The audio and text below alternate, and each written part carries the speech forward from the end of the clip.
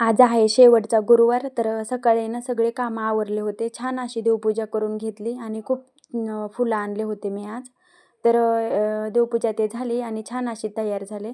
आता दर गुरुवारी पण मी साडी नेसत होते, पण रोज वापरण्याच्याच नेसत होते. तर आज आहे ना जरा वेगळी काठापदराची घातली.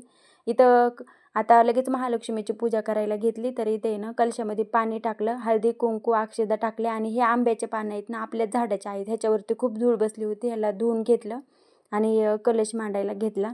आता 3 ठिकाणी नाही तर मी तांदूळ ठेवले. त्यामध्ये एकात ह्याच्यावरती अन्नपूर्णा देवी, सुपारी आणि गणपती हे असं 3 ठेवलं आणि छोट्या गंगाळामध्ये ना पाणी टाकून फुलं ठेवले. त्यावरती धूप, अगरबत्ती ते लावून घेतलं आणि छान अशी पूजा माझी झाली होती.